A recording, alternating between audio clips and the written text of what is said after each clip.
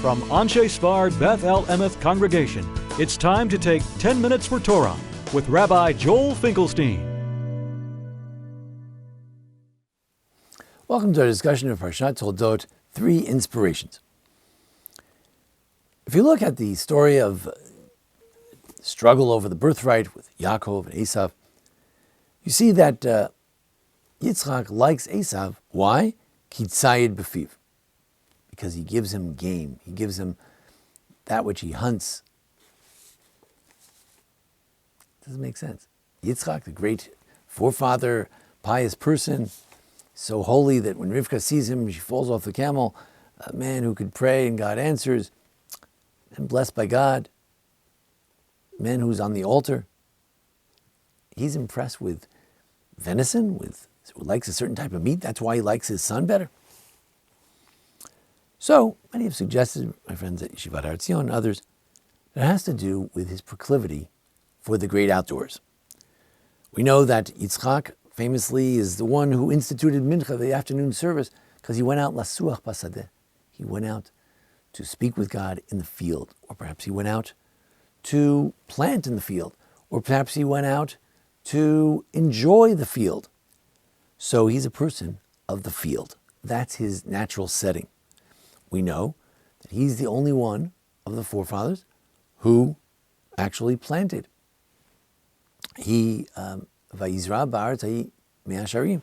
He's the one who planted the land, and he's very much attracted to agriculture. We also know that he loves Be'er Lachayroi. He's coming from Be'er Lachayroi. He goes back. He lives in Be'er Lachayroi. What's Be'er Lachayroi? It's that well where Hagar and Ishmael were answered. Ishmael's prayers were answered by God. So it's a very spiritual kind of place. He's someone who likes to dig wells and be outdoors, and then when he sees Esav, that he's in each side, he's a man of the great outdoors, he's very impressed. He has a certain affinity to this type of thing. Also, when Yaakov came in dressed as Esav with the special furry skins that he had on his arms, Yitzchak said, "Re'ei re'ech b'ni, k're'ech sadeh she'berach Hashem." Look, the smell of my son is like the smell, the aroma of a field that God has blessed. What does that mean? So the Chizkuni says, it's the smell of the land that God blessed. What did God bless? He gave us the land of Israel. I could smell the land of Israel. Yitzchak is the Zionist. Yitzchak is the one who never left Israel. Yitzchak is the one who was born in Israel, died in Israel, never left Israel. He's very taken with the notion of this is God's blessed land. Maybe that's his inspiration. Or, says the Sforno, you could have good food and you could have crops. You don't need to have a good aroma. Not all foods that taste good to smell good, but some are blessed with a double blessing. They also smell good, and this is a special blessing.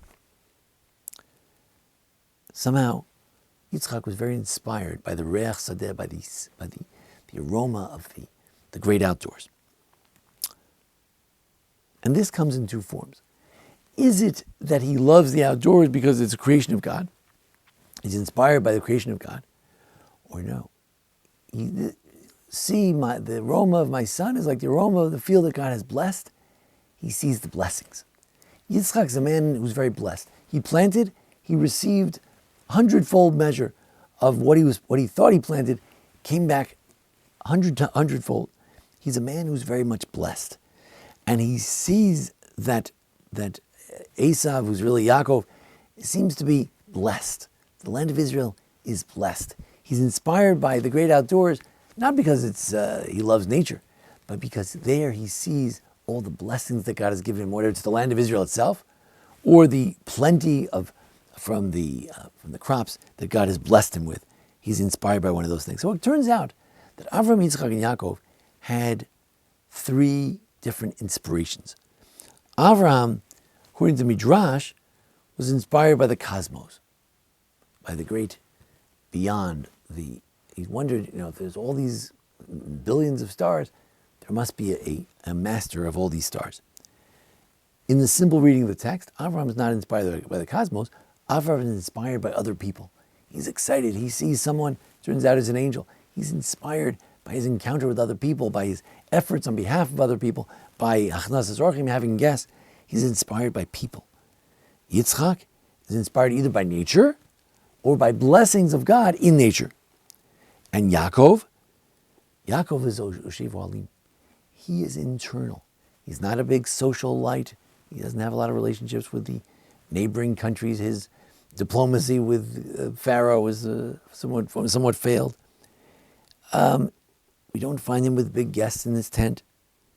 We don't find him. He's more of a man of the tent of shepherds.